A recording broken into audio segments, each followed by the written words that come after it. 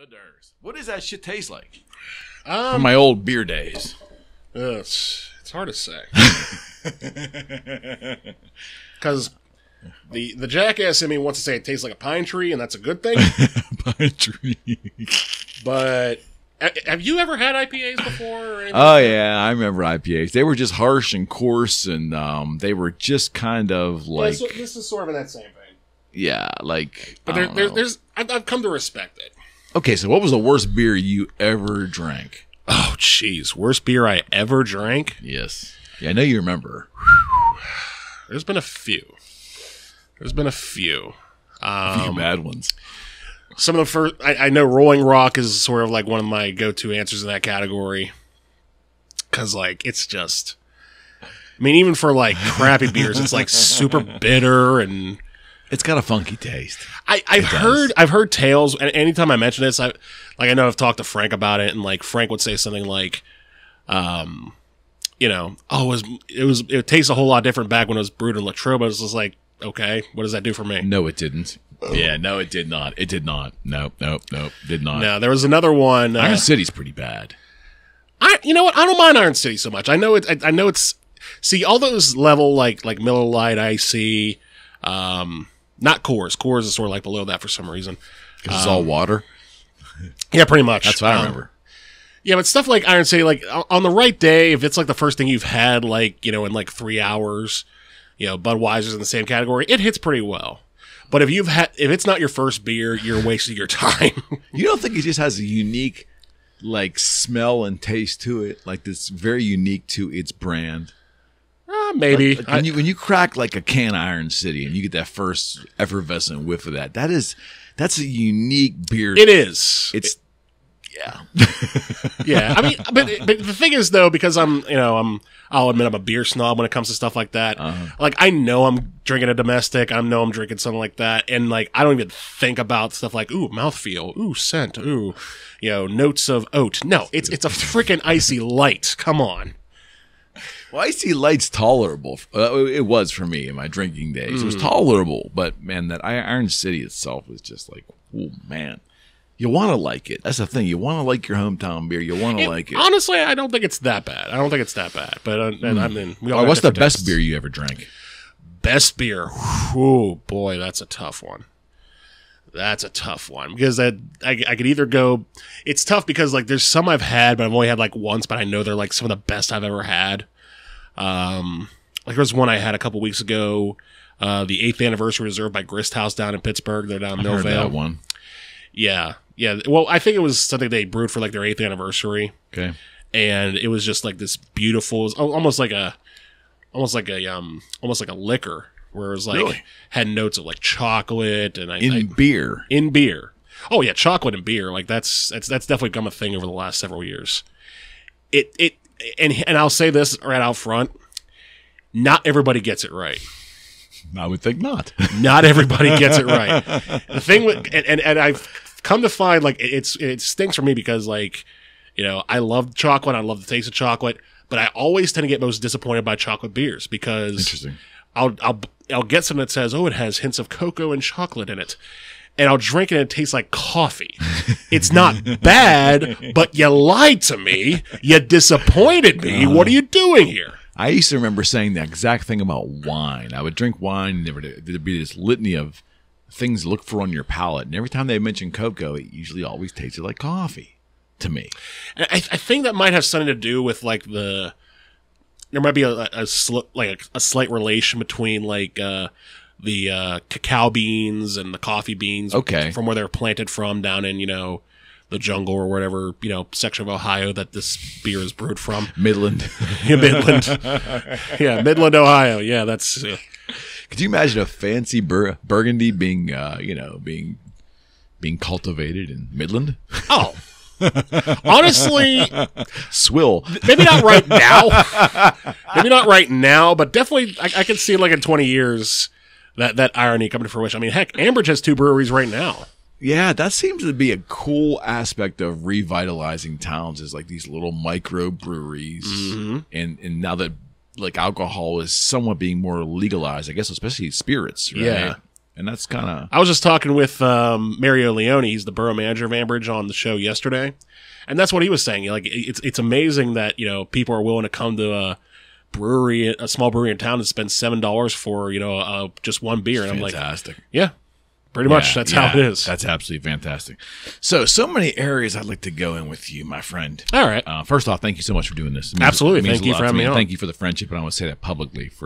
You've been really instrumental in not only the fun I've had on radio, but also helping my realtor practice. That you making that show go with me and making a success out of the realtor show, and now this venture with Rocco. That I know I speak for Rocco as well too. We really appreciate what you're bringing to the show. Well, thank you. I appreciate that. It means a lot. I try to any position I get put in, and I've been put in many positions in broadcasting. I try to do the best I can. Right on. I try. Like whether it's news reporter, show host, show producer, whatever the case is. Well, let's talk a little bit about your radio journey. Okay. Where do you want to start? As far as me getting into radio, the beginning is usually a good spot, pal. Well, when I say beginning, I'm going to talk about like enjoying radio, or you going like just going into radio as like a profession? No. Let's go back to your childhood. Did you have a curiosity with radio way back? Little bit. Which is only like 3 years ago. I turned 30 tomorrow from when this is being recorded. Hi, everybody. No, I had a bit of a fascination with radio growing up. Obviously, I like music, so back in the 90s, that was how you listened to a lot of music, was on the radio. Right.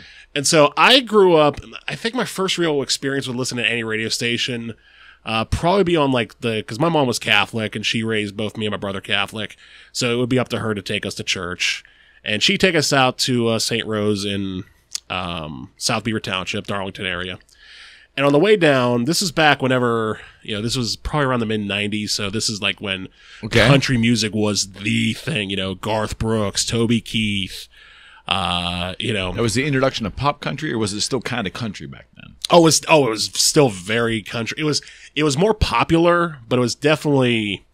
It's hard to say. Like, country music back then, like, obviously the stuff from, like, the 60s and 70s was, like, real twangy. Merle. Merle Haggard and Waylon Jennings and Johnny Cash. And there were elements of that in this. It was sort of a slightly watered-down version, not as watered down as it is today. Like you talking about Garth Brooks? Garth Brooks, Trisha Yearwood, George Strait. Alan Jackson, yes, exactly. They had it was a mix of a pop sound, a little bit of rock and roll in there, some country. Okay. And a lot of that sort of stemmed back to, like, I could do a number on country music. Like, one of the things about country music, like, you think about the late 60s and how volatile that was when it came to pop music. Like, you had your AM fluff with, like, the Ohio Express and Engelbert Humperdinck, or whoever you want to fit in that role. Three Dog Night we'll throw in there.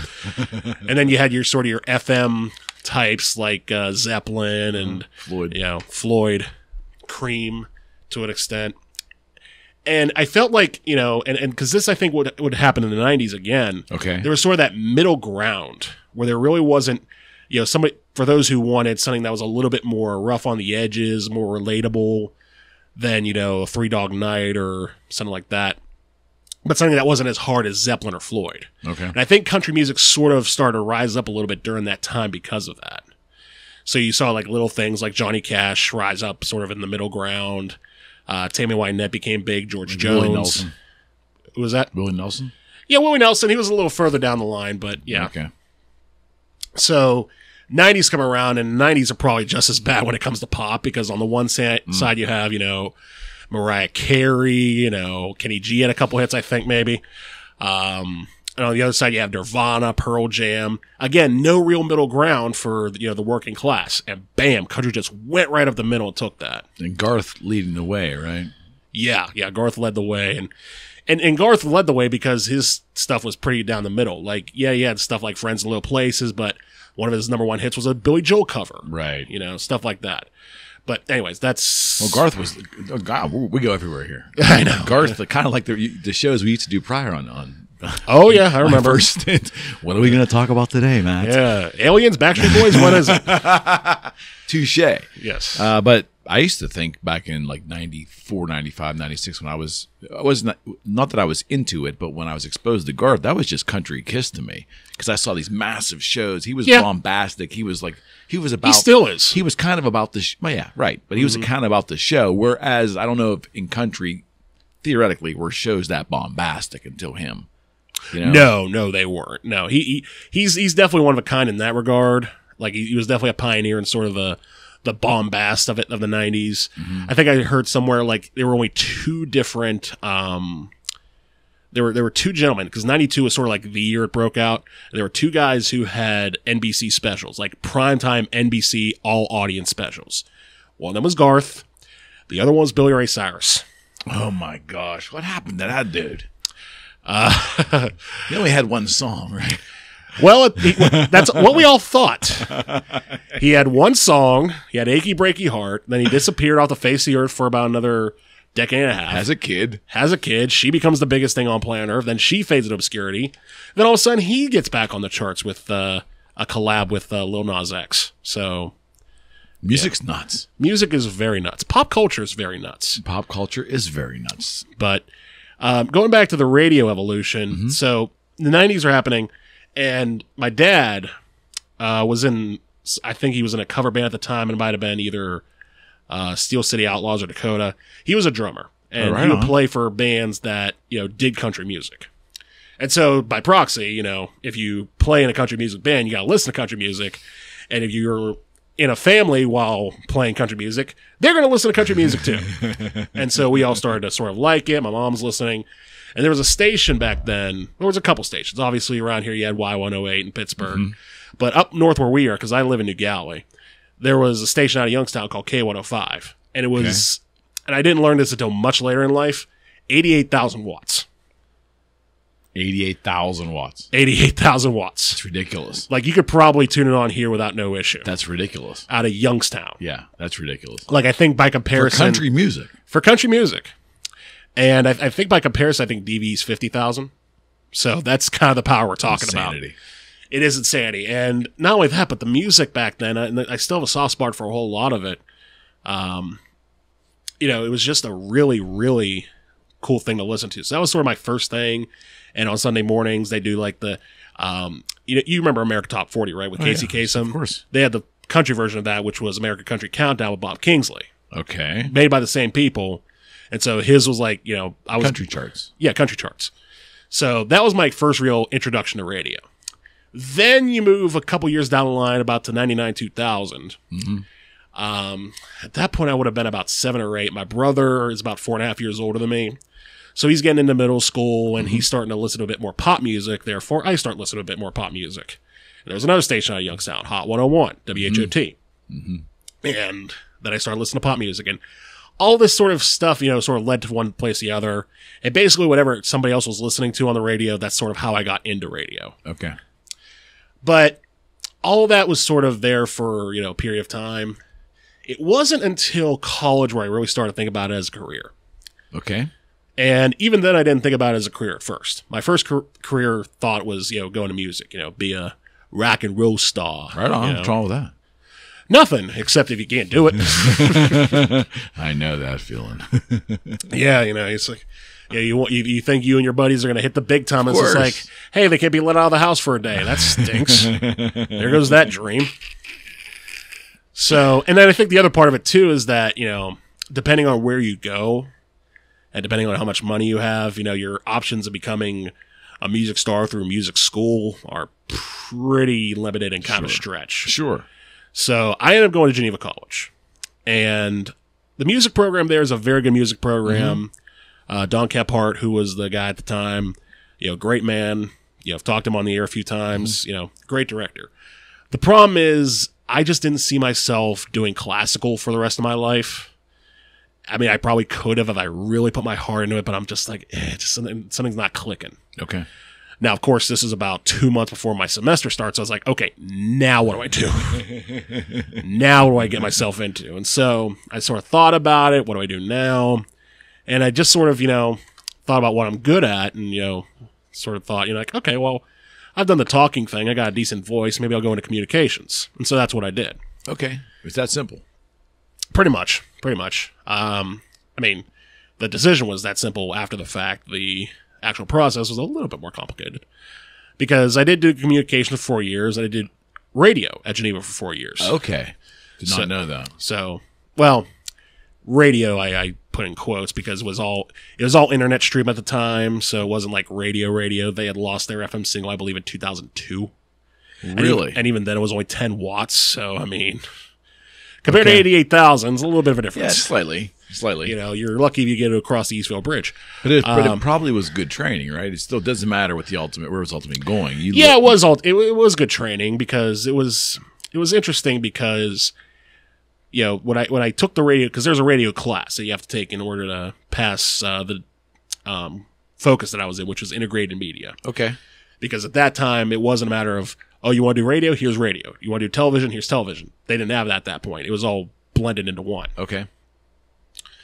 So I did that, and then I, kept doing the radio show, and there were certain ways you could do it. You could either be a DJ, you could do a talk show, you could do news reports, or you could do, like, live stories. Okay.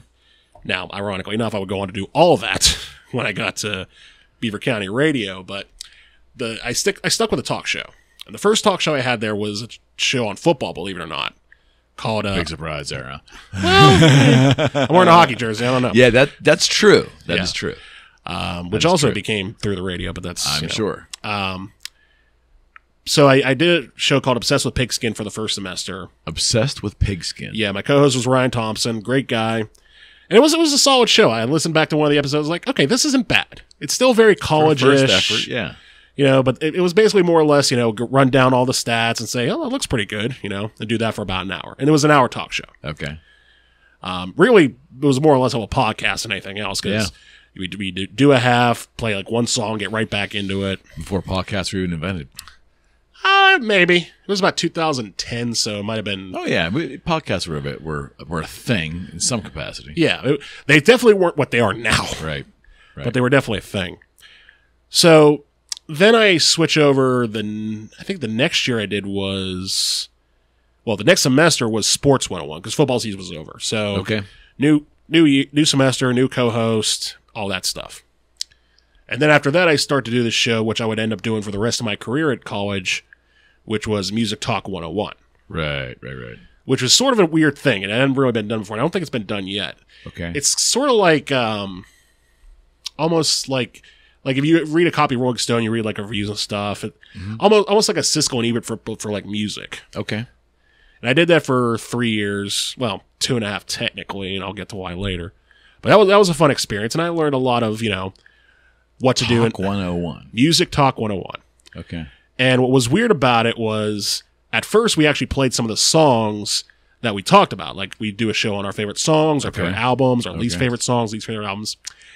And I learned very early on that we weren't supposed to do that. Because I don't know if you know this about Geneva College. It is a Christian college. Yes, I'm aware. And WGV played Christian music. I am aware. So whenever we got to playing certain songs, it might have created a little bit of a mess. Ouch. Well, we got away with it for a while. Like, there was some stuff on there, like I think we played some Marvin Gaye, some Steely Dan. Here comes the Sabbath. We didn't get the Sabbath, but there was one show that pretty much killed the whole kibosh, where me and my friend at the time, my co-host at the time, we did a show debating two bands. One of them was called August Burns Red. I don't know if you ever heard of them. August Burns Red. Vaguely. Yeah, they're sort of like a modern metal band. Yeah. The other one, Metallica. Oh, I'm sure that went over splendidly. The man who was running WGV at the time, Todd Hughes, called during the show and told us to stop doing that. During the show. During the show. That's when you know it's time to cut it off. Just cut it off, stop what you're doing, and... you're a hellraiser, dude. Yeah. Well, hey, So you can't learn about the concept of heaven without the concept of hell, right? You would think. And was that your senior year? That would have been actually my sophomore year, believe it or not. Okay. So after that, it more or less became a straight talk show. No music, just straight talk. And then that's how it was for several years after the fact. We'd switch hosts the year after with a guy who became one of my very best friends, still is one of my very best friends to this day, and Ryan Kearns. Okay. Even though we had our very heated debates in and of themselves. Nothing wrong with that. I mean, there was one debate that lasted 2 shows over 2 years. 2 years? Well, what happened was the first one was so intense and fought out that we decided, you know what, just for old time's sake, let's bring it back for the 1-year anniversary.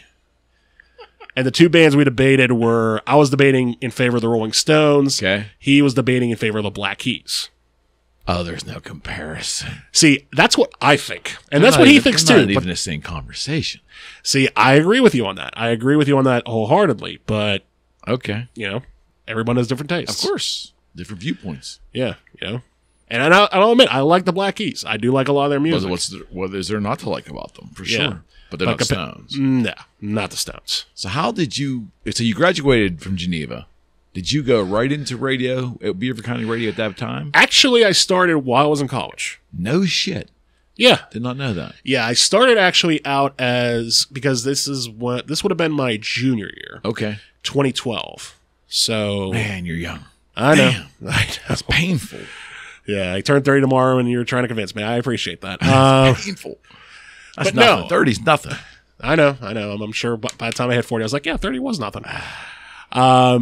No, when I was at Geneva, a internship offer was presented by the other head of WGV at the time, Pete Croissant. And he said, hey, you know, there's an internship opening for anybody who wants it. And I thought, a radio station in downtown Beaver Falls. I went to school there. Why not? So I went down there and I got my first introduction to Mark Peterson, who conducted the interview as an intern. And he said, yeah, sure. You know, you'll come here Friday nights. And back at the time, and for the disclaimer purposes, I'm not sponsoring this. It was just the name of it. It was called Falcone's Fantastic Finishes. Okay.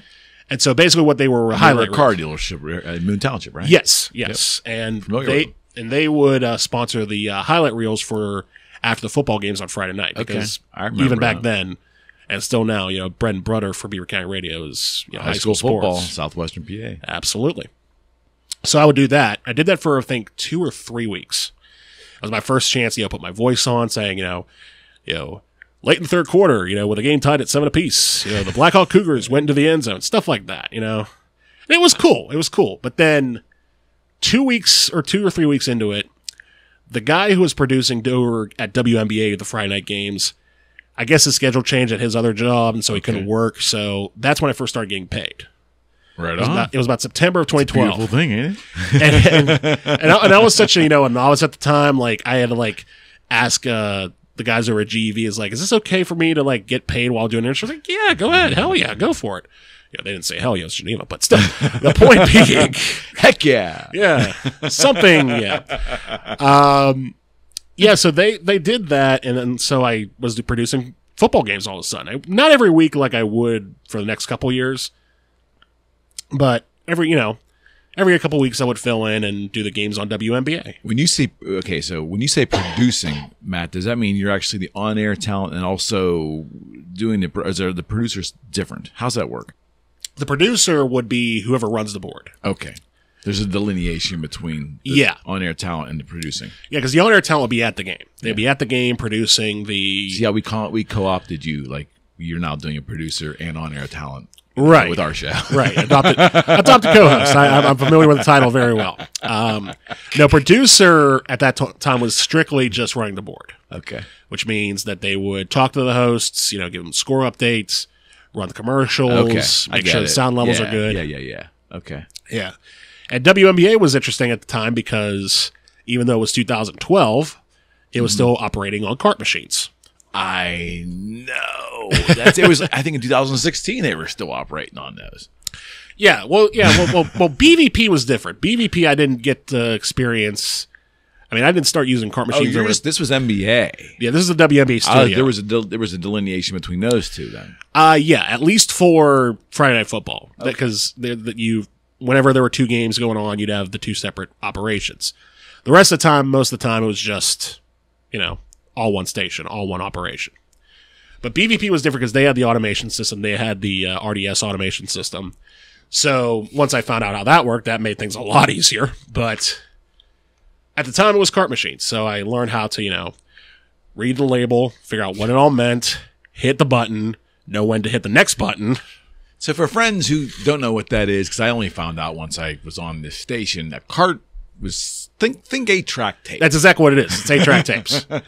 No rewinding. In the year 2012. In the year 2012. Now, of course, we've modernized, but we've had to come back to the carts a couple times even this year in 2022. It's a fail-safe, right? It is a fail-safe. It is a fail-safe, or in this case, an emergency. Okay. It depends on the situation, and okay. I go into all that. No, but I understand. Yeah, So that's how it started. So these football games were your first on-air start at the station. And I'll tell you this story. So the first time I ever did WVBP, again, I'm doing cart machines. I'm working with Bob Barrickman. I think Bruce Fry was also the guy there. It was one game that night. And I am the only person in the building, which in and of itself was already an interesting start. Okay. So they're at the game broadcasting. You're back at BVP or back at the Beaver County Radio. Back at Beaver County Radio by myself. Okay. And then I get to co-host, co-host. I get to co-host a wrap-up show. Okay. Now, again, I've only been there probably about a month and a half at this point. I did not know. Like, you know how we're wearing the headphones right now so we can hear ourselves through the microphones? Yeah. I didn't know you could do that. I didn't know you were supposed to do that. So I'm turning my mic. What the hell did you do? So I'm turning my mic on. I don't know what the hell I'm hearing. I'm hearing nothing. And I'm thinking, is something broken? Is it me? What's going on? So I had to run over to WMBA while Bruce is talking, jack his volume all the way up. So I'm hearing him in the other room. Oh, man. And like by the end of the night, I am gassed. I'm exhausted because I'm thinking something isn't right here. And then once I learned what happened again, things got a lot easier.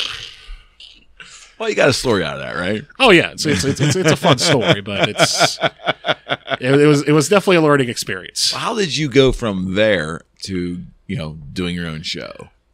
It took a few years. Like there were some times where I would have to fill in. Like the thing with being a producer at Beaver County Radio for the first few years is that all of it was pretty much per diem.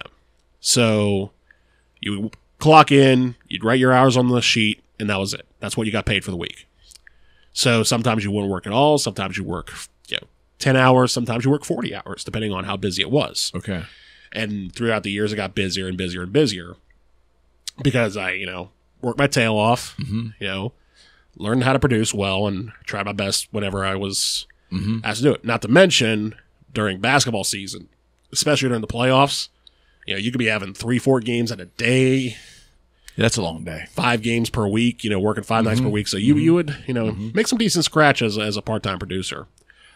But at the same time, because of the production levels and everything else, and also the opportunities arose where sometimes someone would say, hey, I can't do this, can you do this for me?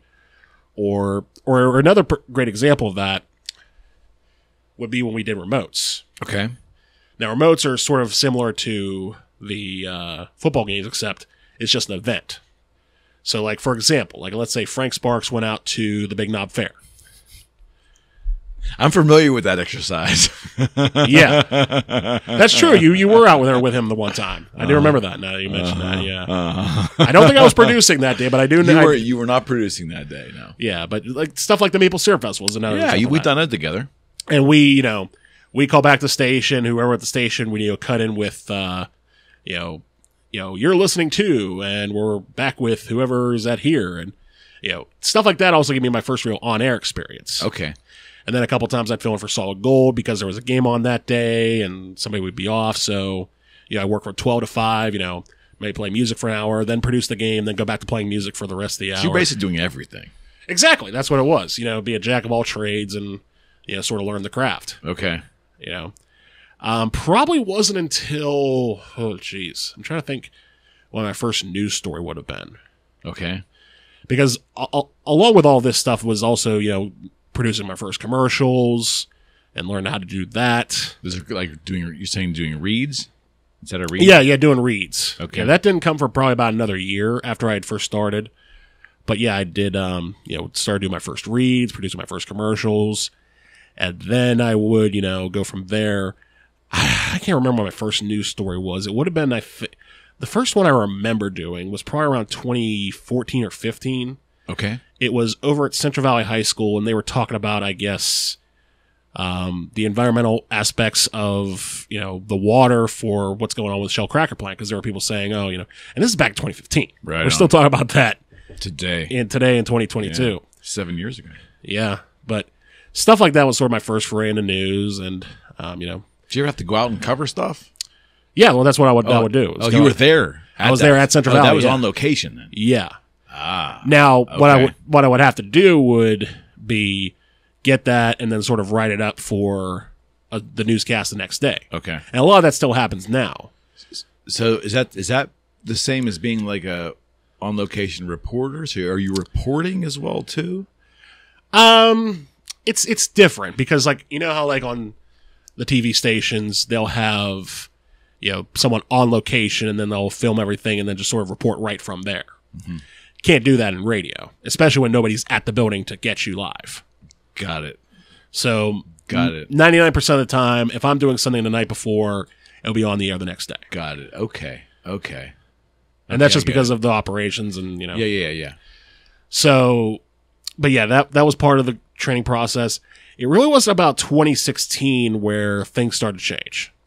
So I've been a producer for 4 years. I've been working more and working my butt off and stuff like that.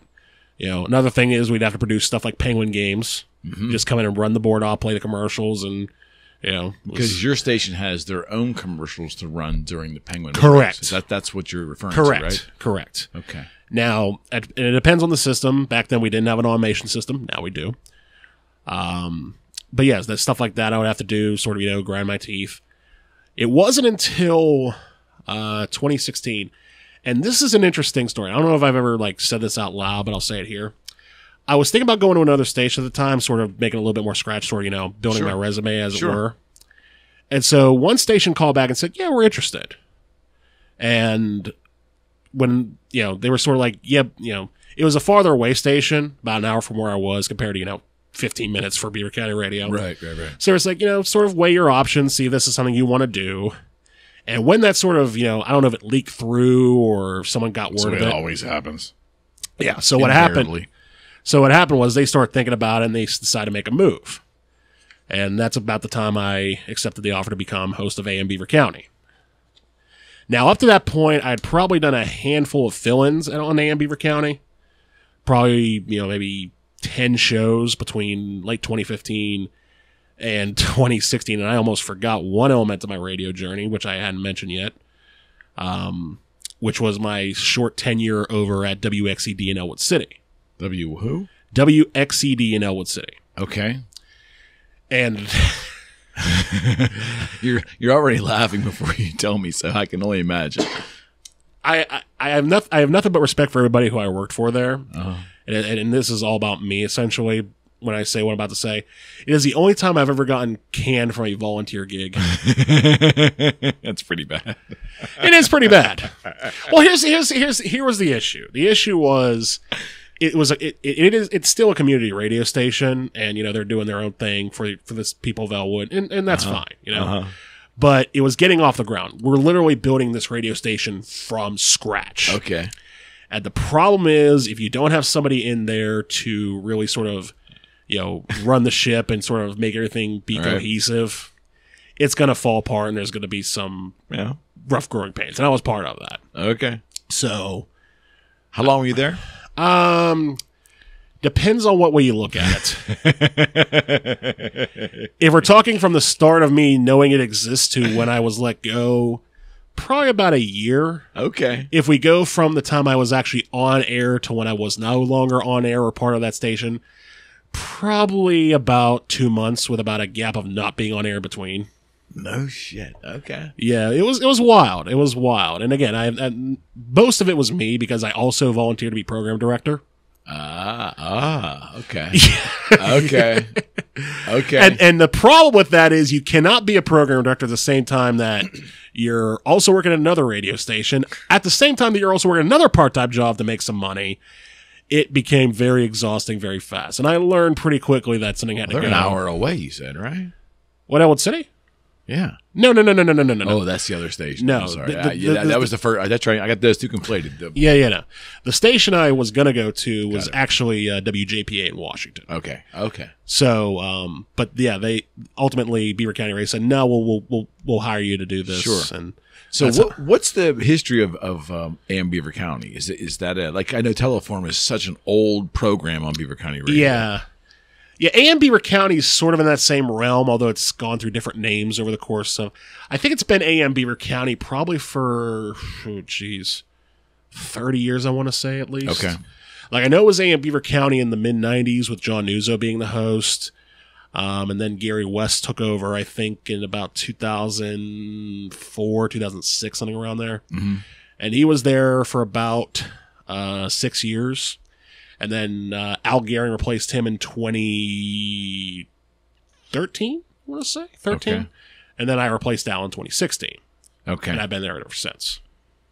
Okay. That would be all right. Because when you took over the producing roles of my show, which I think was like 5 months into it or something, I started in October of 16. That sounds about right. And then like by March or April of 17, you had become my producer. Yeah. I think.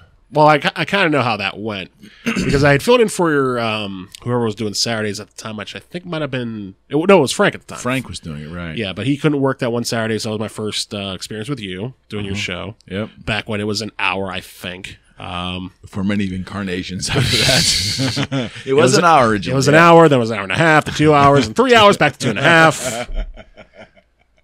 Yeah, it was a little. And that was just the timing. As far as the on-air content, we made it up as we went along. Sometimes. Yeah, so that would have been right. Like roughly around March, would you say, of 17, something like that? March or April. It definitely would have had to been April, and I'll tell you why. And I don't know if you know this story, but the reason I think it was 1 week because your show used to be on Wednesday for a while. It was for a short while. Yeah, that's right. He did try to move me for a while. Yeah, you were on Wednesdays. I asked to come back to Saturday. Well, I'll tell you why you asked to come back to Saturday. Because what happened was, because at that point, I was working Saturdays. And I'm not sure if this was 17 or 18, but whatever. It doesn't matter. The point is that you were on Wednesdays, and it just so happened on that particular Wednesday, there was a Pirate game. Mm-hmm. So they moved you to Saturday for that 1 week. I was a producer, and as I've said before, I give it my all, do my best. And it must have clicked because the very next week you were back there on Saturday, and nothing changed after that. Now I remember. Yeah. Now I remember. I think they moved. I think we started on Saturday, and then the station wanted to move me to Wednesday. Yeah. Because because Frank couldn't do it anymore or something. And I think it was, I think there was that. I think it was also a matter of the Wednesday block. Because there were a few shows on Wednesday. Okay. Yeah, at that time, I want to say that it was Noonday at noon, ran till 1, then Yankee Trader from 1 to 2, and I think it might have been you. No. It would have been... I'm trying to get my number straight. Then there were 3 shows after that. Yours was one of them. Yeah. Sounds of Faith with Rod Smith was another one. I was there. And then Natural Health with Larry Ferreira was the other one. Yeah. Yeah, and I was right after Larry, I think. Oh, you're after... Okay, I was after Larry. That's when that was? Okay. Yeah, and it was only a couple of weeks, man, because I was kind of disenchanted. It was sold to me. It was all genuinely asked, and I agreed to do it. Right. But once I got there, my audience was funky. I felt that I wasn't going to get much out of the actual buy if I stayed on Wednesday. I didn't say much, and then I think I got the opportunity to do it with you on Saturday. Mm-hmm. I remember going back to Mark Peterson and saying, "Hey, can I keep this arrangement? Can I stay there?" And then they made it work, which in turn that was all it took in their history from there. But, well, that's one of the things that has sort of been the mentality for a lot of us at Beaver County Radio for the last 6 years. Like, no matter what the situation is, we'll make it work. Adaptability. Exactly, adaptability. So, talk to me about Teleform. So, obviously. We you and I touch on this stuff during our Saturday show with Rocco. Yeah. And we talked a little bit about some of this stuff. But my show there on Beaver County Radio, remember, it ended a couple months before COVID. So I missed. So what all you guys went through down there? I mean, I don't really know because I think my show ended December 31st of 19. Right. So what did that look like for you guys? I mean, I hate to be a dead horse, but I mean, I really don't know how you guys, what was operations like down there? It was different. It was a lot different because... Well, take me back to the first time you think, because here you are in a news center at a radio station, so you're getting it day by day, blow by blow about what the world's what's happening there. But when was there a moment where you remember, like, holy shit, they're going to lock down society? It's really going to freaking happen. I can tell you exactly when we thought about that. I mean, because we had sort of thought, we weren't sure about it, and they were thinking, what's going to happen. And this would have been, it was March 12th of 2020. And it was me, it was Mark, it was Frank Peterson and Frank Sparks. And because I had mentioned I had never been there before, we were down in Pittsburgh. We were, not Pittsburgh itself, obviously, but we went down to Fatheads for lunch because... I was like, oh, I'd never been there before. Like, Mark's like, oh, that's my favorite place. We got to go. And as we're sitting there, we get the first word of there being a case in Beaver County. We get word that the NHL season is postponed, that the NBA season is postponed, that March Madness postponed, that everything and its mother was postponed. And all of a sudden, it just felt real. It's just like, oh, man. Now what? Okay. And then after that, the staff changes came, the cuts came, and at that point, it was just down to me and Frank.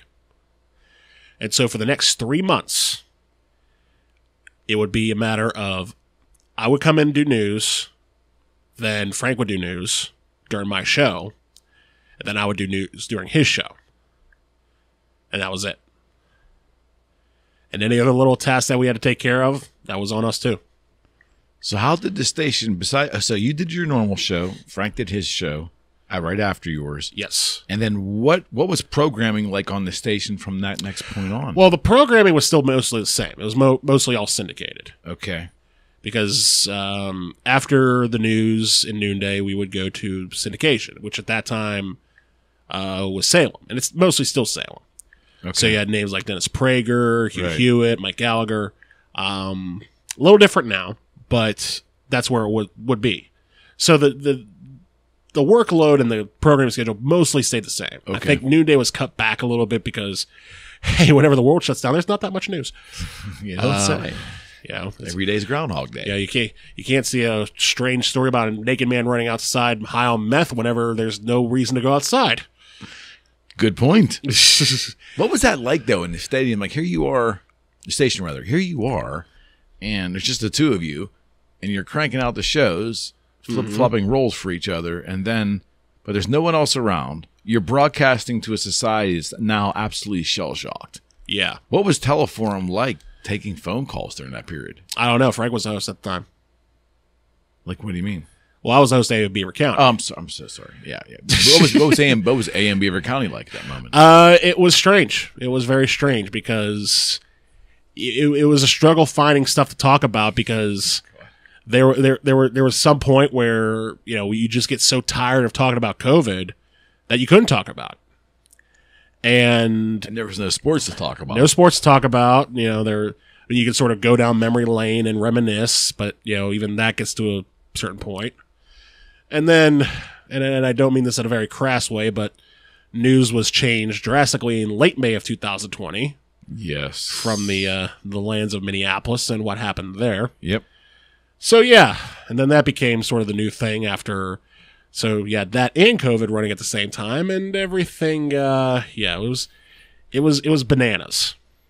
Absolutely bananas. Yeah, and here you are doing a news talk show in probably the craziest 2 years of human history, at least in the last couple centuries. Yeah, well, the last century. You're right about that, but whenever you're coming off of one of the more volatile 4-year periods in American history for reasons that will kind of line up. There was a little bit of training in that. Yeah, you were acclimated to it slightly. Yeah, I mean, into it. Well, you have to remember, when I first took over, it was September 2016. That's right. That was right in the heart of the election of 2016. Right. Without getting to the political end of it, it was crazy. It started to go batshit crazy right there. Yeah, pretty much. It was pretty unfiltered, and you want to talk about things that nobody had ever seen before. I mean, obviously we had never seen a global pandemic before, but we had also never seen, a political candidate looked at the other and said, yeah, because you'd be in jail. It was like, okay, True, so this is where we're going. And you had no problem finding material to talk about there, for sure. Oh, no. But, okay, but you're taking phone calls during those 4 years from different political bents and all that, but then the COVID comes. What were the calls like the first couple of weeks? Did you have COVID deniers in there? Did you have like a lot of afraid people? What were people asking about? What were they talking about? It's hard to remember. It's hard to remember what it was like at the time because I don't know. I think there was just this element of self-preservation so much that, especially early on, probably, right? Yeah. Where I think there was an element of what exactly are we going to do, and there were elements that we talked about where it got a little scary and it got a little hostile, but it definitely wasn't too far off the beaten path compared to what it was beforehand. It was just different because, now nobody, it was one of those situations where how you felt, but you didn't know what to do. Okay. Yeah. But then the whole George Floyd thing happened. I think everyone went back to feeling how they felt about things, and that's, when things started to get involved. I remember some of those shows being the more tiring I have ever done, just based on the dialogue that was going on over the course of that time, because I'm just thinking, man alive. It had to be, it had to be interesting for you to maneuver through those shows because obviously you are the personality of that show. Yeah. And your human personality is there. You are the face of that show. So it's impossible, as I believe it is with any entertainment circumstance, to be completely impartial down the line. No one wants that. That doesn't sell anyways. So you are the face of your show. So naturally you're inclined to believe you're lean one way or the other on a certain issue. So how did that get managed? I mean, like, did you personally feel like you were at times being berated before? How much did you choose to engage and how much didn't you engage?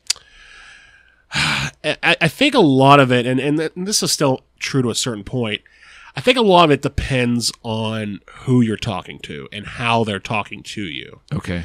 Because, much like with any local radio station, you're going to have your regulars calling in. You're Sure. going to have people who, call in every day. And once you get used to talking to them, you sort of know how they're going to talk. So at first you might be thinking, well, wait a minute, hold on. This isn't how I talk to people. This is, out of line. But after a while, you just sort of, just for the sake of civility and everything else, you don't bow to them. And if they say something that's completely off the line, yeah, like you got to call them out on it. But, for the most part, if they're just saying something you disagree with, you're just like, okay, yeah, that's fine. And here's my thought. Agree to disagree. Yeah, like in theory, there were moments where I would be a little bit more, volatile in the beginning. I think that's part of me, which just be learning the ropes and like, how volatile can I be on the air? How much can I argue with this person? And there have been some moments where it got pretty intense. So what was the toughest moment you've had on air right now, whether it was a person or whatever? What was the toughest moment where you were at that point where like, whoo, I could really see myself going to a point of no return here. I've got to dial it back. Do you remember, like, whether it was anger or whatever the circumstance was? Do you remember any one that sticks out in particular? I remember the one show I did. This would have been a couple years ago, right? I want to say it was maybe even a month or so, or maybe a couple weeks into the whole George Floyd thing. Okay.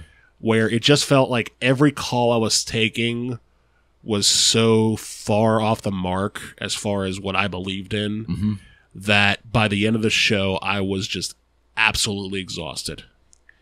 And like, I had to remind myself, like, this is why I do this. I'm good at it. I enjoy doing what I do, but man, this one hurts.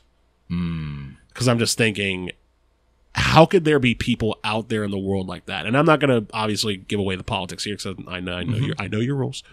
But no. I mean, you're here. I invited you here, man. But I don't think it's controversial to say, it's not. Don't be racist. Don't be a jerk. Ever.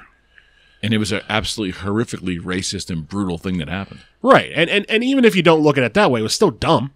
It was an absolutely dumb thing to do. Any other way anyone human could, regardless of your political philosophy, how anyone could look at what happened to that man and not think that was racist and horrific. If you can't believe those two things, something seriously wrong with Right, you. exactly. You know, you can argue politics all you want. Yeah, and even if you want to, you know, sort of, you know, bend the rules and say, well, we don't really know what he was thinking. Okay, we saw what he did.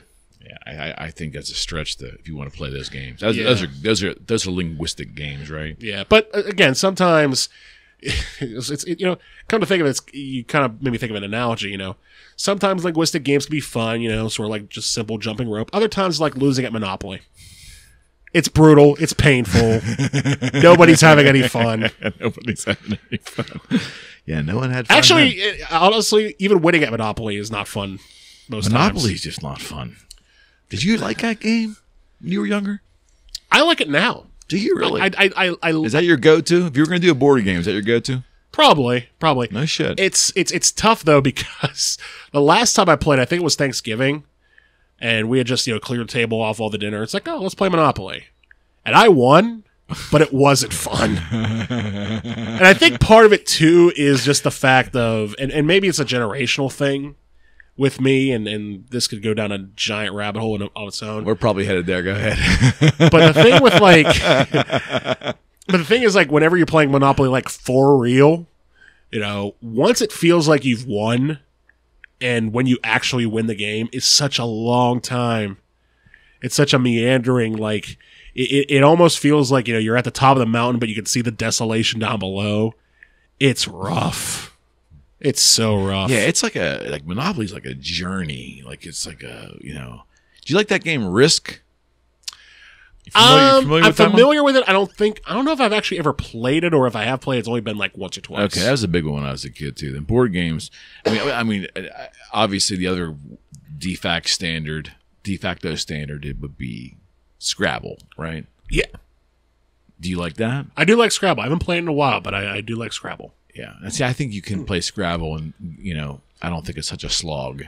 No. Well, I think the element too. Well, it's an element in Monopoly too, but not as much, or it's not like talked about as much. Is that in both games there's an element of luck?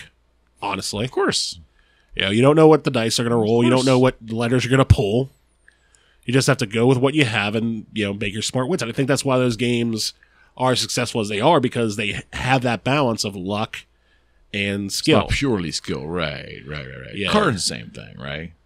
What's that? You can already make the argument that playing cards is the same thing. Yeah, absolutely. Yeah, poker, blackjack, which is my favorite. Mm-hmm. You know, there's an element of, okay, I know the rules, I gotta do what's best for me, but at the same time, I have no idea what's gonna happen. There's a life metaphor in there somewhere. So, since we kind of dive into it occasionally on our radio show, but we don't have enough time to sit and relax and talk about it. All right. Society. We are out of COVID, right? I think we're somewhat on the road to recovery here, although there's monkeypox around the corner. I don't know what that's going to be. What are you hearing? What are you hearing about monkeypox? All I know is that it's spreading, and someone declared a global issue, and I don't know. I haven't heard a whole lot about it here, but I mean, it's not hitting the news wires or anything on your end, not yet. Not on the level that COVID ever did. Yeah, I mean, so are we now at a point where, in your opinion, that the next time this happens, if you know it's not another 100 years, let's say it happens in another 5 or 7 years, do we have any kind of muscle retention at all about how to maneuver this, or do you think we'll end up being just as caustic in that circumstance as we have been in this one? Whew, that's tough. I don't want to be too down the middle, but I have to say the answer is yes, because I think it depends on who you are. It's weird. Probably the weirdest thing that happened about COVID, honestly, is how divided things got. Like, you were either putting on the mask or you weren't putting on the mask. You either got the vaccine or you didn't get the vaccine. And there really was, and I mean, there's a little bit of middle ground, but it's not middle ground you hear about, and it's not a gray area you hear about at all. It's pretty much black or white. So I'm thinking in a few years, if one were to happen again, it's probably going to end up being the same thing. Half of the country, half the world is going to say, okay, let's take the necessary precautions to get this dealt with and make sure we don't get sick from it. And the other side is going to say, screw you, I'm not going to do that. You can't tell me what to do with my body. True.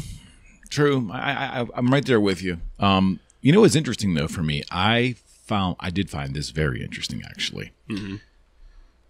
So before COVID, if you looked at the political extremes, the left and the right, like the people that are in they're very extreme, is a tough word to use, but they're all right. They're far out, the far out left and far out, man, far out. Yeah.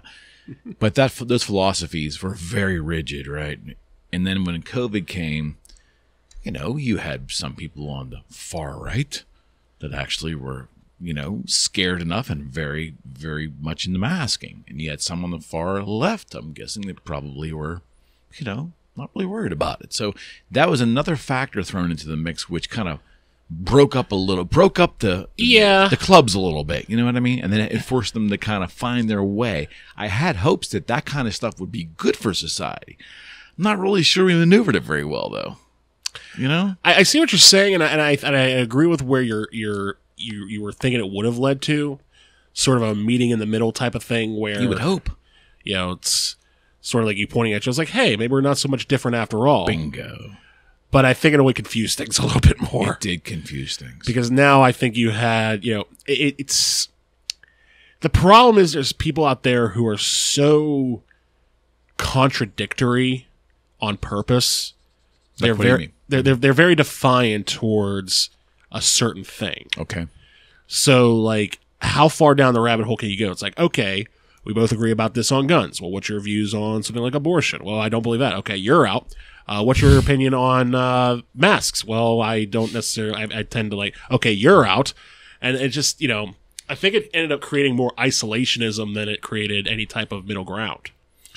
When you were young, there's a good there's a swath of time between your life and mine. To be honest with you, 26 years. To be honest with you, so, man, that makes me feel really old, dude. Yeah, you said not me. Yeah, I know, but man, shit. And I've said this to Rocco multiple times. We've talked about it on this podcast and with other guests I've had, where times were different, Matt, where political thought or political ideologies or political beliefs, it was very personal. You didn't wear it as a badge of honor. You didn't talk about it really outside of, the old thing, no religion, no politics, right? Yeah, not the Thanksgiving table. Well, it was pretty much everywhere in society for the most part then. You'd see like a local Democratic committeeman or a local Republican committee person walking up and asking you for their vote every 2 years. Yeah. They knock on the door, bother you while you're eating your Cheerios. You have to go to the door and let them in and all that bullshit. Or say, thank you, take the card. Yeah. That's all you ever heard. I mean, that's all I knew as a kid what politics was. That was it. And when you'd see Carter on the TV or Reagan after him, like it was like that's all you saw. And now it's like this. Now politics is like this big sport. It's like equal now in our consciousness to our major sporting teams. We talk about it. We debate about it. We beat each other up over it. It's fucking crazy to me. Like, I don't know how we elevated the importance of politics in our day in, day out life, which in reality, if I don't read or listen or watch news for an entire week, I can assure you nothing is going to change in my life. Now, that's oversimplifying it, but I'm saying essentially that my day in, day out life is not going to change because the Defense Department spent an extra $100 million in our budget this year. You guys see what I'm trying to say? I know what you're trying to say, and I'm right there with you. I think it depends on how you look at it as far as how you consume news. Because I think a lot of people will, and I think that's one of the biggest problems with the way that news is today, especially on TV. Because back in the days of, the 3 channels, just to sort of put it that way. I remember those days. Yeah. Where, most of what was reported was facts, It was very objective and very much, you had your occasional commentary and, there was some human emotion involved with it, whether it be, Walter Cronkite crying over the fact that Kennedy was killed or something like that. Stuff like that seeped in every once in a while, but it was the norm. Now it feels like the opposite. Now it feels like it's all emotion, it's all opinion. And the way it's being delivered is in a way that forces you to either run away from it or feel empowered by it. And I don't think there's a whole lot of room for open discussion. And that's one of my biggest pet peeves with any type of like talk radio is that when people say, oh, we're open to discussion, we're open to different opinions. No, you're not. Get the hell out of here. You're not. And I can tell from the rest of your content that you're not. You say you are, but that's more of a disclaimer than an actual reality. Well, take Fox and CNN. Exactly. It's both a lie. I mean, it's a lie. One says we're fair and balanced, and one says, what's the other one? Varied opinions or very varied viewpoints. That's their thing. Well, okay. Yeah. Where the money's coming to pay all your salaries, right? Well, that's the other thing too, and I think a lot of people don't realize that is that for a lot of people I think if you ask somebody like for example Tucker Carlson, if you ask somebody what would you say, how would you feel if Tucker Carlson came on one night and said, okay, my beliefs are different now. I believe in the entire Democratic agenda. I believe in the far left agenda. I'm a changed man. Mm-hmm. And I'm sure a lot of people would say, I'm not so sure about that. Or, hey, that's his opinion, but I'm not sure if, I agree with him. Or it's like, yeah, that traitor, how dare he? All that doesn't matter. The fact is he's going to be fired. Mm-hmm. Because that's not what Fox News is. Mm-hmm. And that's one of the things about broadcasting, especially in the talk news industry, that a lot of people don't understand is that if you're working for somebody, even if you're one of the biggest personalities on the face of the earth, if you're an employee, you do what you're told. No doubt. Now for people like Tucker Carlson or formerly Rush Limbaugh, a lot of, and I don't know if it was ingrained to them or that's just who they were originally or they grew into it, whatever the case may be, that's none of my business. But, they do their role and they went with it and they knew at some point they didn't even have to be told because they just knew what to say. Mm-hmm. So, but as far as it being good for dialogue, as far as it being good for the greater aspects of humanity, I would say it's probably not. I don't think so. I just find it fascinating that friends of mine, people in my sphere, family members, they subscribe to these talking head shows on both of these big stations. They have their favorites and they watch them. They watch them like they would watch, I don't know, Shark Week or they would watch whatever. The Waltons. Exactly. Well, yeah, there you go. That's a throwback to my childhood. Listen, I'm trying to stay young over here. I'm just, thank you, sir. Here's your volley. Much appreciated. But my point is, they're watching that as part of their regular entertainment television. So I guess the bigger question is, have we turned news into entertainment now? I hope not. I think we have, but I hope not. I mean, so... Well, here's the thing, too. You use the word news. I don't think it's news. Touche. I don't think it. They'll talk about news stories, but that's one of the biggest problems I think that ever came out of the 24-hour news network. Because realistically, even if you really went as far as you could, you couldn't. If you try to do 24 hours of news without repeating yourself, you'd burn yourself to the bone. And if you try to repeat the same 20, news every hour, it would get repetitive, and you make yourself crazy. Do you think the podcasting forum can change over time? Do you think it has the potential to change the landscape of how we're absorbing information, or are we too lazy to buy into the concept of long form discussion? Ooh, that's a good question. From a current events informational standpoint, I'll leave it at that. Like what you're saying is you think that the way we talk about current events could be changed through podcasts and change what's going on over TV. I think so, because I say that we're again, this show is a very, very small concern. But what we're doing here is the anti-soundbite. We're sitting down for extended periods of time, in a relaxed form, looking each other in the eye, no phones, right? Getting it out, right? Yeah. But this kind of format on a broader scale, let's say, that does strictly politics or current events or whatever, I think this format is organically better than being talked to by talking heads in sound bites. But will the public buy into it? Because it takes some effort and it takes some work, Yeah. Well, I think the perfect balance or the perfect transition to do that would be to find someone who is as entertaining or, quote unquote entertaining as the current heads are now, while also being more open for discussion and informative than what's currently there. It's a tall order. It's a very tall order, and it's not something that's going to be done overnight or perhaps even at all.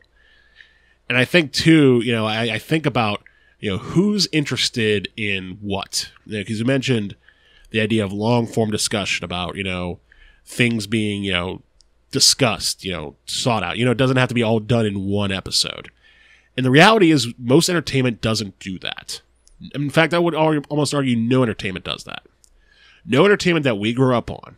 And I've thought about this all the time when I think about, because I'll be the first to admit, my generation tends to have an impatience problem. We talked about this on the show before, about how impatience is a problem within my generation. But realistically... That's just driven by the culture, the technology they were forced to grow up with, I think. Well, not just that, but I think it's also the elements of the stories that were told when they were growing up. And that goes all the way back to, I think, the days of the soaps and the sitcoms, of even, going all the way back to the early days of radio in the 40s and the 50s, or even the 30s. Okay.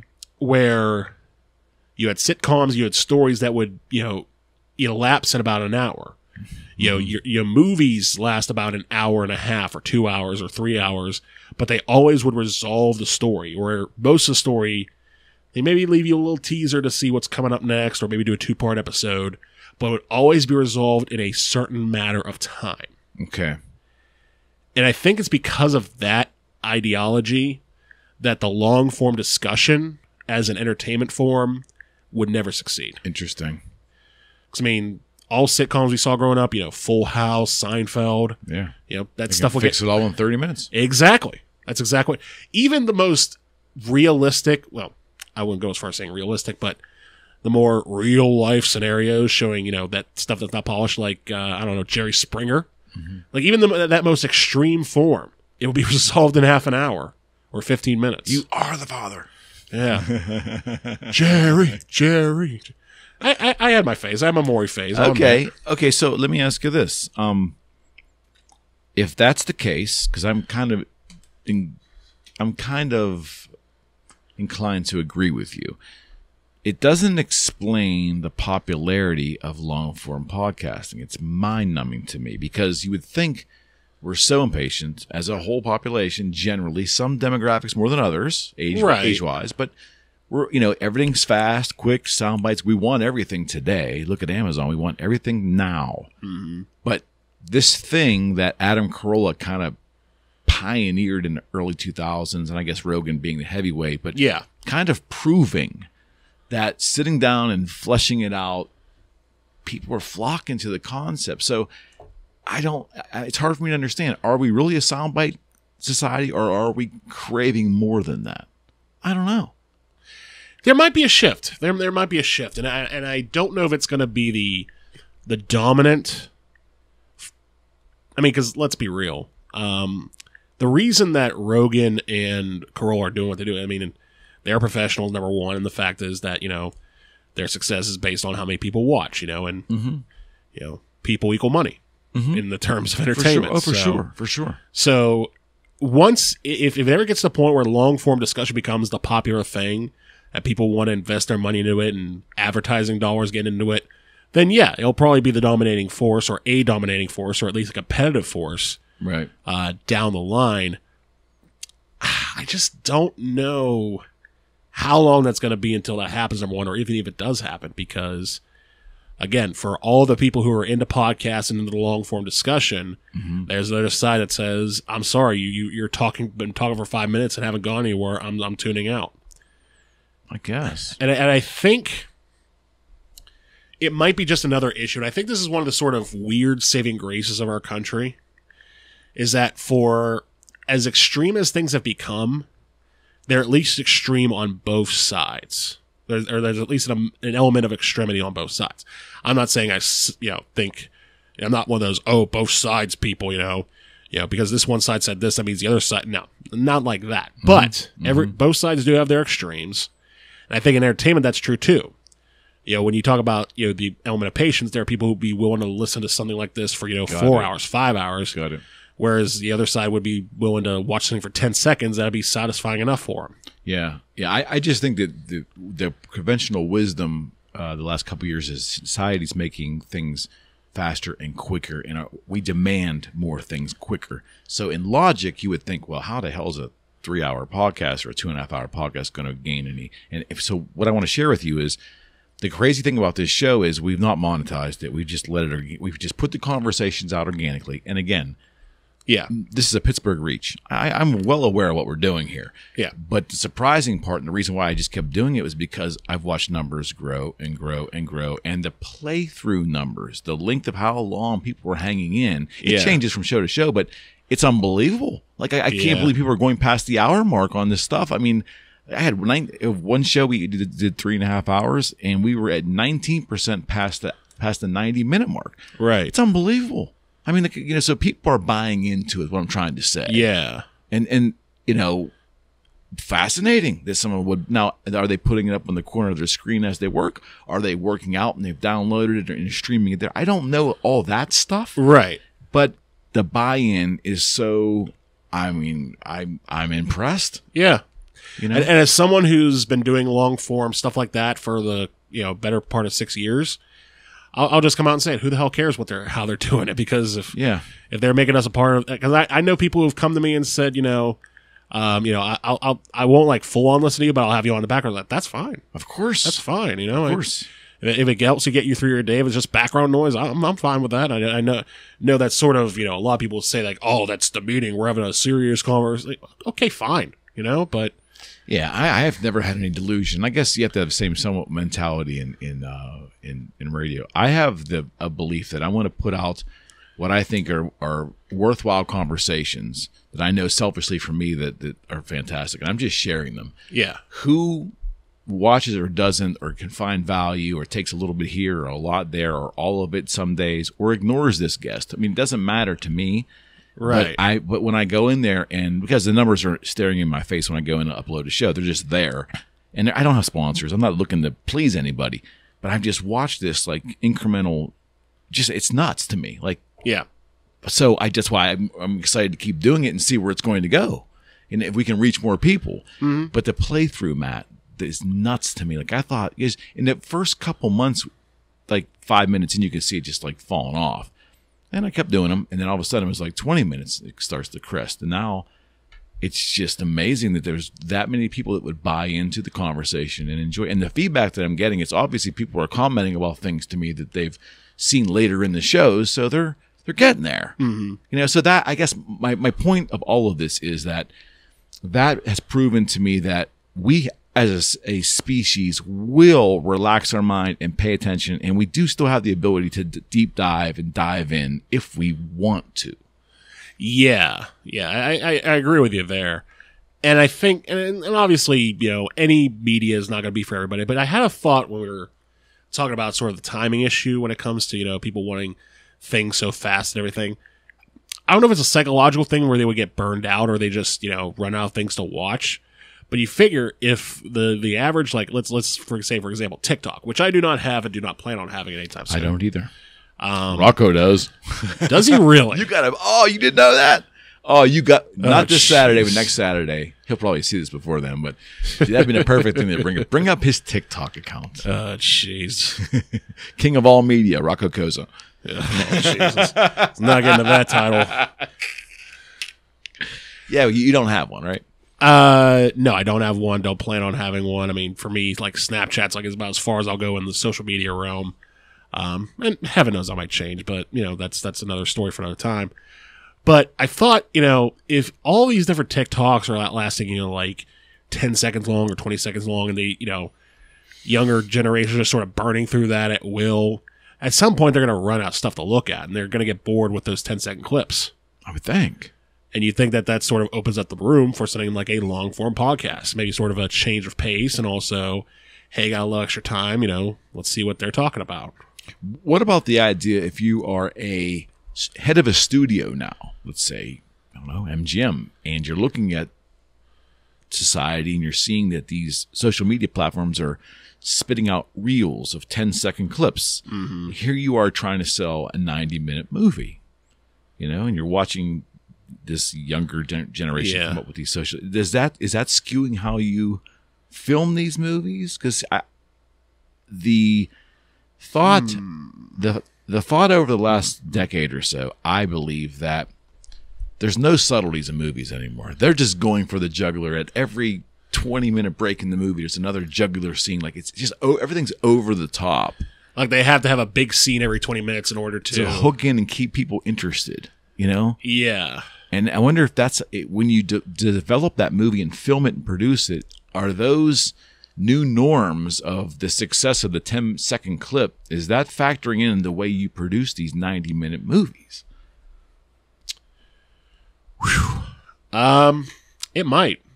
See, I think the other thing too is that, and maybe this is sort of an element of embracing social media, or at least using it as a tool, is that a lot of times, like you mentioned movies, I know anytime because I watch a lot of YouTube, I'll be the first to admit that, and sometimes I'll see ads for movies that run 3 minutes long, the big trailer, and then sometimes there'll be ads for movies that are 6 seconds long. It's for the same movie. Mm-hmm. So I'm thinking that's interesting. These marketing executives and these editors at these big movie studios, they know what they're doing. They're trying to reach every single audience possible in every single way, and they don't care how long it takes and how much it takes to do it. Although they may in some capacity. It's like, oh, thank you for that. You're laid off now. Okay, cool. But that is a fascinating question, because you're right. I know, like, I mean, first of all, the concept of the major movie has definitely shifted so much in the last, 10 years. It has. Like, in many ways. Like, I cannot recall the last time that the major movie of the summer wasn't some sort of big superhero blockbuster. Yeah, I know. It's either a Batman movie or it's a Marvel movie or something along those lines. Like, when was the last time that the big movie of the summer was a comedy? Or, some sort of, loosey-goosey romantic comedy starring Tom Cruise? I can't recall. Yeah, the superhero stuff is lost on me. I've actually not paid attention to movies in general because of the success of Marvel and DC. I don't wish ill on anyone. It's just not my bag. So I've watched a few of them, and most of them have been good. Most of them have been entertaining. But you're right, because when you talk about the big scene happening, because it feels like, back in the days, in the before times, that whenever it would get to a point of, the big thing happening in the movie, it was the big thing. Crescendo, right? Yeah, the grand finale, right. like a set of fireworks. Right. And it feels like there's 3 or 4 of those in every single Marvel movie. I know. And you're just sitting there thinking, you already gone through this giant roller coaster of emotion. People are possibly dying out in the ocean, and, Captain Marvel comes in to save the day. And you look at the time on your clock, it's like, we've only been here for 30 minutes, and this is a 2-hour movie. What the hell? I've had movies like that. Some of the, oh my gosh, I took my son to see one of the early not Avengers, was it? Yeah, Avenger movies. Yeah. And there was 3 climactic fight scenes in that movie, and the first one was worthy of being the climactic ending. And I'm like, holy shit, it just keeps going on. Yeah. It just keeps going. I can't recall if there's been that many movies before then that were like that. The only one I can think of, and it's not a movie I've seen, I'm just sort of basing it off of, sort of the fact of what it is, would be sort of like a Jaws almost, where you sort of have the big thing in the beginning. It's like, oh, here's Jaws, and they spend the rest of movies like, okay, how do we deal with Jaws? Interesting. Oh, here's Jaws again. Interesting. Well, here's Jaws 3D. We've gone too far. It's like Star Wars had that thing where the movies, well, at least the first 3, there was a climactic scene always toward the end of the movie, right? That was the formula. Not that there should be a formula, but there was something to that. Now, like you said, I just think everything is over the top. They're going for the jugular every chance they get. Right. Well, that's the formula now. That's the formula to now. Keep attention spans engaged. Yeah. I don't know. I think you're right. I think it's a matter. Would Forrest Gump work today? Ooh, I like that question. I would go as Or would it just be a made-for-Amazon Prime movie? That's a good question. Part of me wants to say yes, because the jumps between points in Forrest Gump's arc. That's a thing. You know, that I think would work well for a lot of audiences. But at the same time, there really wasn't that moment of, you know, big bang, boom, blast in any part of that movie. Okay, better question. Better example. What was the movie with Tom Hanks? Castaway? Yes. Would that movie work today? Ooh. That's like a 98, 97, 90. You're talking about the one where he's out at sea, right? With Yes. the volleyball. Is it Castaway? It is Castaway. I think that was 2000, I think. Was it? Okay. But yeah, the point being, that's a great question. Would that work today? On a large scale, I would say probably not. I still think it would be successful, because you're always going to have those movies that are like, you know, this is critically acclaimed, and, you know, still made a solid amount of money. It wasn't Avengers by any means, but still made decent. I think we'd be in that category. You know, spend about $2 million in budget. Some effort to get through that, you know? Yeah. You know, people. Another movie like okay, let me ask you this. The first Lord of the Rings movie, would that have been like 97, 98? 2001, I think. Really? Was it that? Yeah. The first one? I think so. Okay.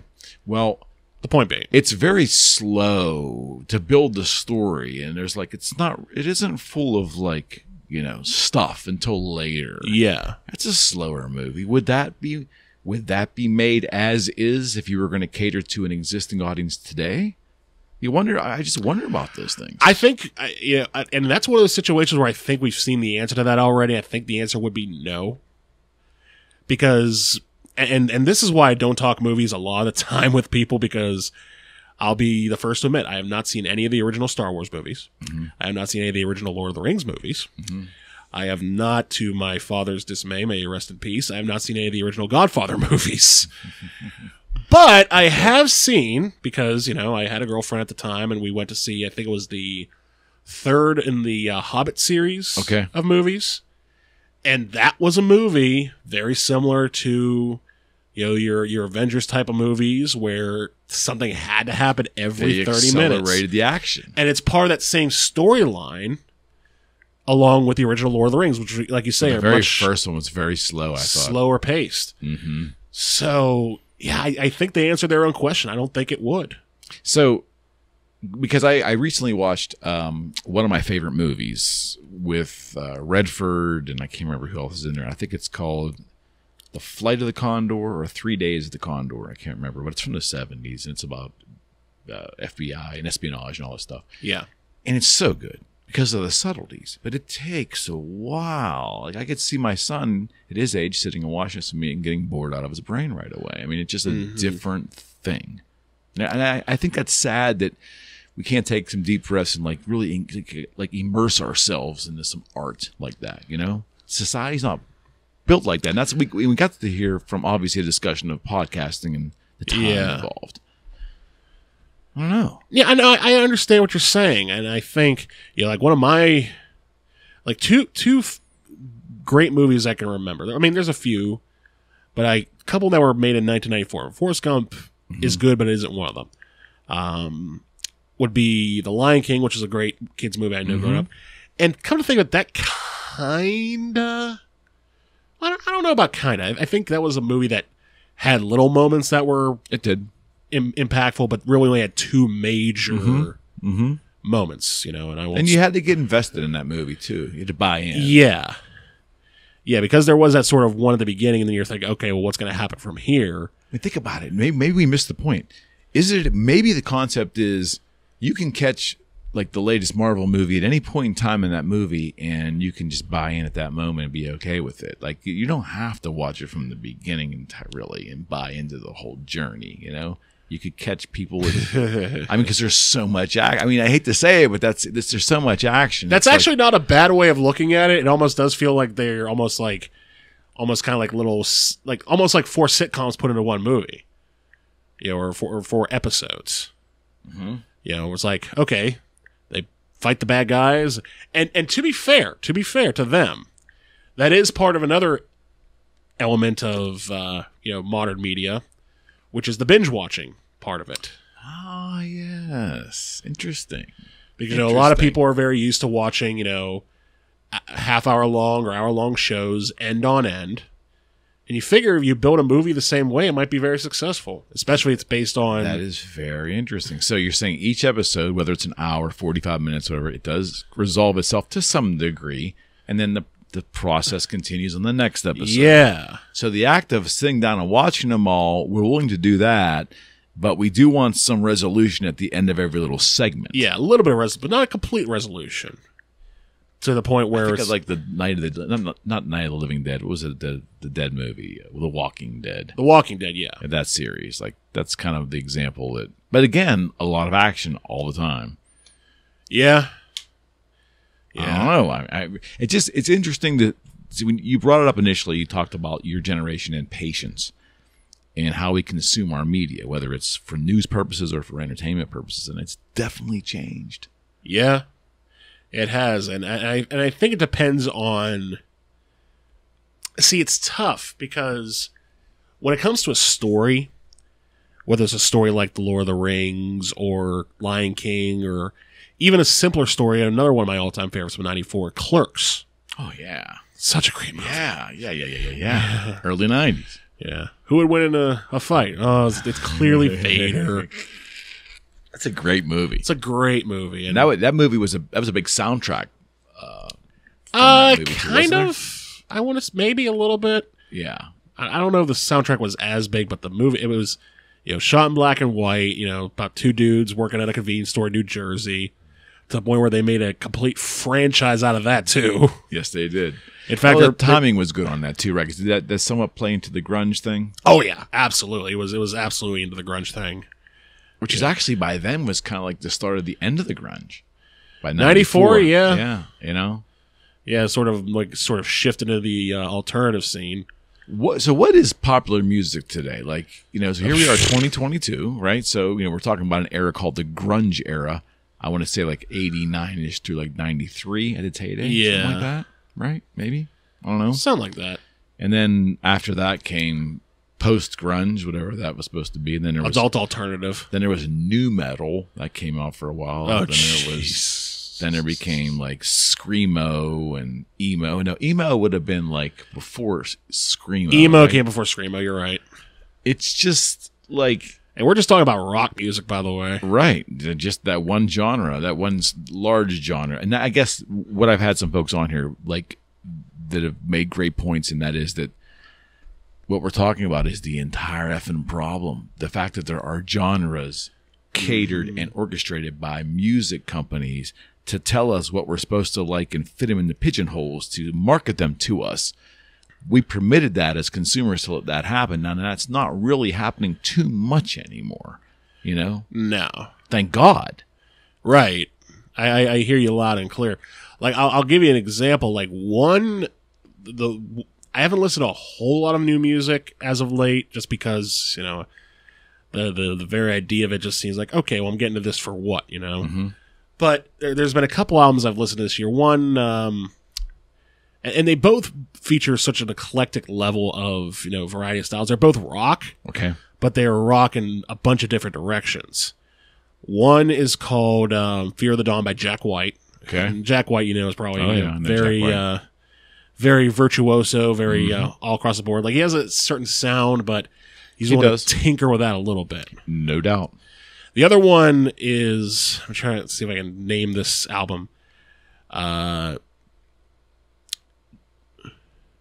Dragon New Warm Mountain, I Believe in You is the name of the album, I think. Wait, what is it? Dragon New Warm Mountain, I Believe in You. Okay. The band is called Big Thief, and it's actually Big Thief. Big Thief. Okay, I got you. And they're a folk indie band, and they got sound that's a little bit indie, a little bit country-ish. Some of that's a little bit more sort of electronica. But isn't that great? It is great. It is great. But the problem is, even if you don't dig it, the concept is great.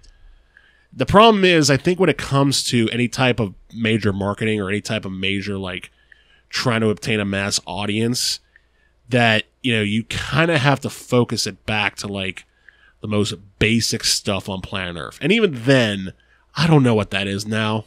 I don't.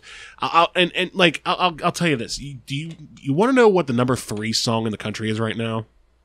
I don't know. Don't ask me. It's a song from the 1980s. What is it? Running Up That Hill by Kate Bush. Oh, get out. How'd that make the charts? Through the use Again. Again. So have you heard of the show Stranger Things? Yes.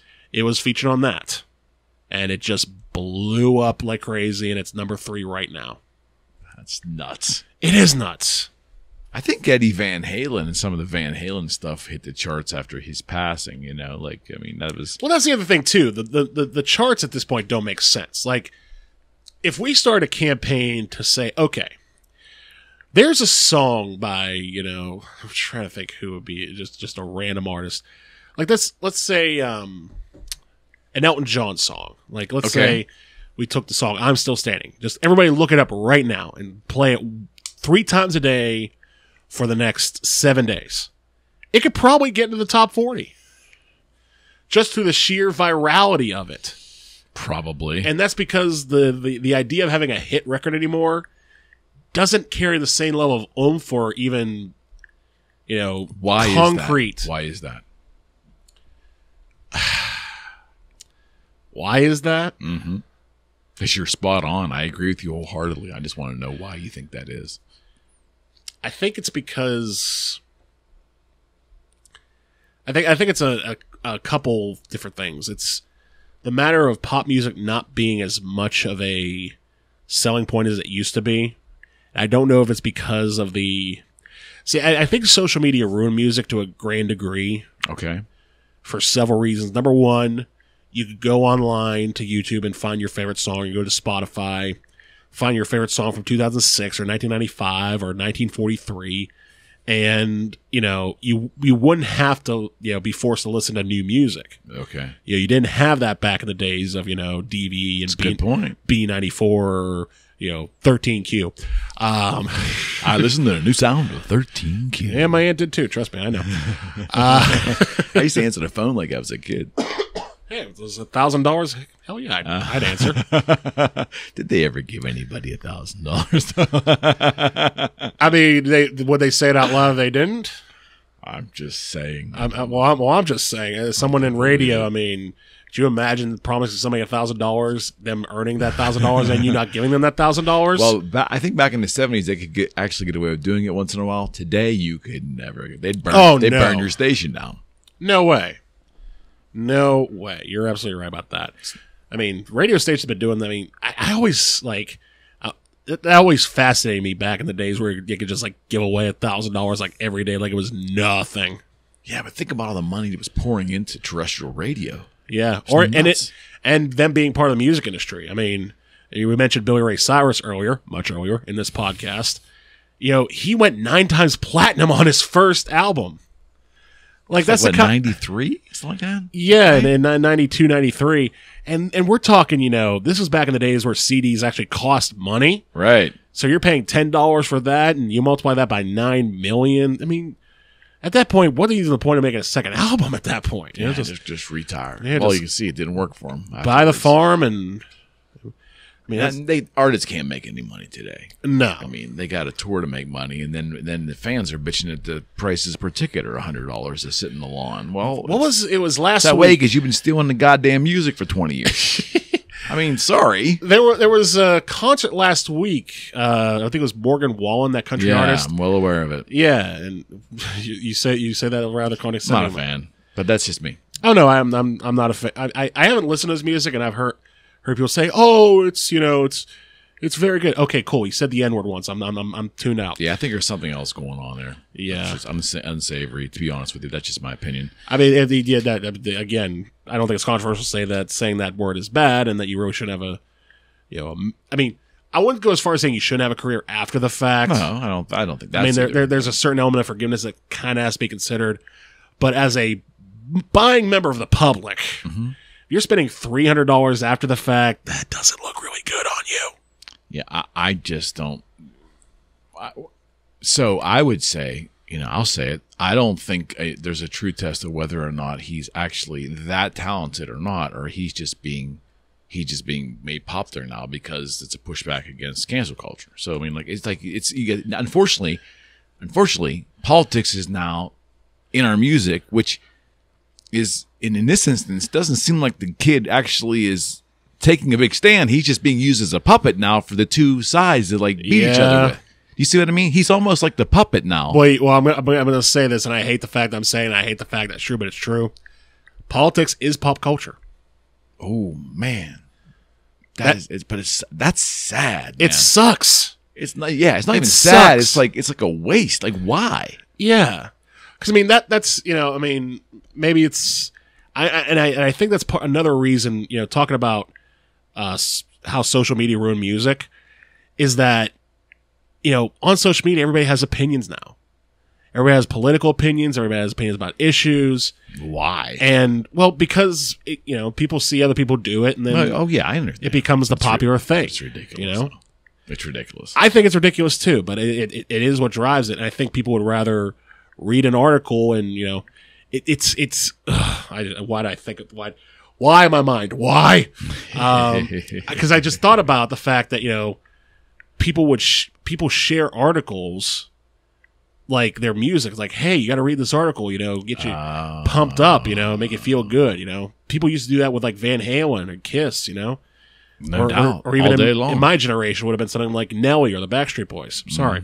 That's well, I'll give you a pass on that. But the concept is there. The concept is there. Yeah, we would get off and get excited and get amped up on our music, let alone something else, as opposed to a political opinion that's supposed to somewhat enrage you. Yeah. Really? Do we want to be enraged? Like, I don't walk around every day looking for things to enrage me. I don't like that state. I don't like the state of being enraged. It doesn't do anything. I don't for me. either. I don't either. But I think the problem is, and I won't go as far. No, I won't go as far as saying it's a problem. Is that these enraging topics, these very hot take type of opinions, in the era of social media, people feel brought to by that. Okay, they'll see it online and say, "Oh, I agree with that. Oh, you agree with that? Hey, it sort of builds a bond." In the same way that music used to, or TV used to. Yeah, you're right, but it still sucks. But what a fucked up thing to build bonds over. I wholeheartedly agree. Come on, man. I wholeheartedly agree. But why don't you build a bond over something beautiful and cool? Yeah. Why and positive? Like why make something out of it's caustic? Right? I completely agree misery with loves you. company. But here's the problem though. It goes back to what we were talking about with the the hell we were talking about. Oh yeah, politics, the news media. Mm-hmm. Is that when it comes to that, especially considering how one-sided a lot of it is, Fox News is all Republican, mm-hmm. MSNBC is all Democrat, mm-hmm. CNN is all something. Who knows? Yeah. And when they talk about it, they don't feel that level of, the reason people get angry is because they feel it's almost like, and going back to your era, it's sort of like punk music. Mm-hmm. Punk music was sort of the anti-establishment type of thing. And a lot of people feel that way when it comes to politics. We're against the establishment of the, the traditional government. And, you get angry at that subject, but you find people to get angry with. Got it. No, I get it. It still sucks. It does suck. It's not something. It's so caustic. Like to say, I well, here's another element to it too. Good. We talk about music being that sort of beacon. There's something elemental when it comes to music. Like, it obviously doesn't happen too much anymore, if at all. But back in the days of like top 40 radio, instrumentals were a thing. Oh yeah, man. And you didn't need to hear lyrics to shake your ass and buy the record. Mm-hmm. Mm-hmm. But now it's the complete opposite of that. Now you have the lyrics and you don't need the music. Interesting. You have these political speeches and these speakers and these tweets and these Facebook posts. They don't have any music behind them, but people can still sort of groove to the lyrics. Well put, man. Well put. And it still sucks. It does suck. Did you have fun, dude? I had a great time. Dude, this was long overdue, and thanks for your patience with me. Absolutely. We're glad to come on. definitely going to do more of these. Oh, yeah. I'm if you're come game, back. if you're game. Hopefully I'll find the building this time in one shot. It means a lot to me that you would do this, Matt. It does. I thank you. I appreciate it. And I thank you for coming on because, the fact that we can sort of just hash out this stuff and talk about it, Yeah. I mean, it's fascinating because, we talk about like, I'm turning 30 tomorrow. This is the last thing I'm doing in my 20s. It's cool, though. I'm glad. It is cool. I'm It's glad, cool. yeah. You have that honor, and I have. But we have that generational gap. But we seem to connect on such a lot of different things. We do. Yeah, and I will tell you, and I've told this to Rocco too. When we talk about you, that I talk about my prior time on the station. You have helped open my eyes. You set me on a path in 2016 through our conversations and our friendship to be able to do this because Right. You don't want to be in your mid 50s doing podcasting and not be open to understanding or trying to understand things you don't understand. Yeah. And other viewpoints because you can't do it. I mean, you can do it, but man, what a boring way to do a podcast. Oh yeah. And What a boring way to do a radio show. yeah, and I didn't want to do politics, so wasn't looking for my team to give me an echo chamber of all the same stuff I dig. Right? The idea Right. is to get different viewpoints, right? Or why do this? It's just masturbation at that point. You're not. You have to bring different ideas in here. Yeah. But you've been very instrumental in shaping my philosophy. So Right. Well, a lot of credit goes to you too, as well. I mean, obviously, I run the board and I help out. Because I mean, if you were just sort of stating facts about, even if there's the subjects you were talking about aside from real estate back then, it still would have been sort of a stale thing. If I was just sitting there, it's like, yep, okay, yep. Nah, it worked out great. Yeah, you have. I mean, for a show like that, you have to sort of conversate, and that's what led to rabbit holes about debating Backstreet Boys and a whole month's worth of shows about aliens. But the thing is, the great thing about that is I don't regret any of that time. Like I basically ran out of real estate material, and I just decided I love being here. I love hanging out with you, and I was getting business out of it. People were knowing the name. I figured I might as well just make it a variety show and have fun with it. So it wasn't conventional, but we had a band of people following us week to week, and it made it fun. It did make it fun. Made a lot of fun. We're getting started, so I'm gonna break Rocco down a little bit too. I can see us going in a variety bend at some point in time here. So. Oh yeah, oh yeah. Thanks, buddy. Absolutely, thank you. All right, friends. Matt Drzik, AM Beaver County, 6:30 to 9, Monday through Friday, on Beaver County Radio, WVBP, WMBA, 99.3 FM, 95.7 FM, and BeaverCountyRadio.com. See, he says that much better than I. And if that was too fast, I'll put it in the description for you. We'll see you, friends.